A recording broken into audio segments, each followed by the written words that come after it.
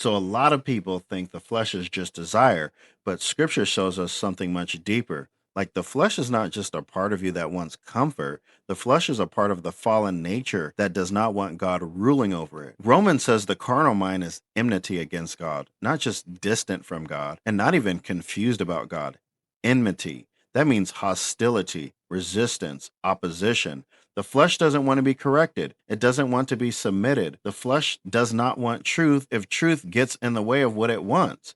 And that is why James 1 is so important, because James says every person is tempted when they are drawn away by their own desire and enticed. That means temptation is not powerful just because something exists outside of you. Temptation becomes powerful when something outside of you agrees with something carnal inside of you. That is why two people can face the same temptation and one feels nothing while the other feels pulled. The issue is not the invitation. The issue is the appetite. And the appetite of the flesh is not innocent. The flesh says, I want to feel something. I want pleasure, relief, escape, revenge, control. I want the thing God told me not to touch. But here's what makes the flesh so disgusting. It will use your own body against your destiny. It will use your own desires against your peace. It will use your own appetite to pull you away from God who gives life. The flesh doesn't care about your marriage. It doesn't care about your children, your calling, your future. It doesn't care about your covenant. It only cares about being fed. And if you keep feeding it, it does not become satisfied. It becomes stronger. That is why James gives us a process. Desire draws you away. Then desire conceives. And then the desire gives birth to sin. And sin brings death. So death does not always begin with a dramatic fall. Sometimes death begins with a tolerated appetite, a private fantasy, a justified attitude, a repeated compromise, a secret indulgence, a desire you keep calling normal because you do not want to call it what it is. But James is forcing us to look at it,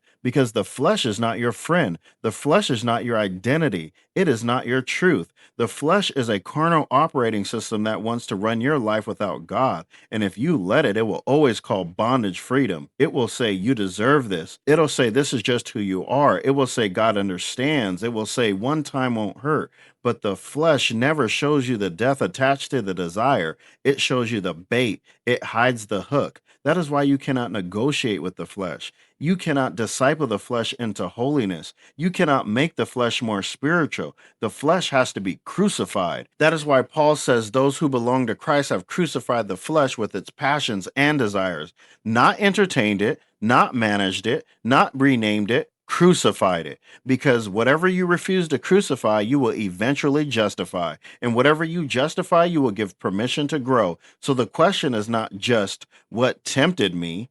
The deeper question is, what part of me is still willing to agree with something God hates? That is where freedom starts, not pretending the appetite is not there, but exposing it, naming it, and bringing it under truth. Because you are not called to be ruled by the flesh. You are called to walk in the Spirit. The flesh says, feed me. The Spirit says, follow truth. The flesh says, satisfy me now. The Spirit says, live from who God already made you. The flesh says, bow to the appetite. The Spirit says, present your body as a living sacrifice. So before we talk about the world and before we talk about the devil, we have to deal with the flesh, because the first battlefield is not out there. It is the appetite inside that keeps trying to sit on the throne. And in the next video, we're going to talk about the world, because the flesh says, feel this. The world says, prove yourself.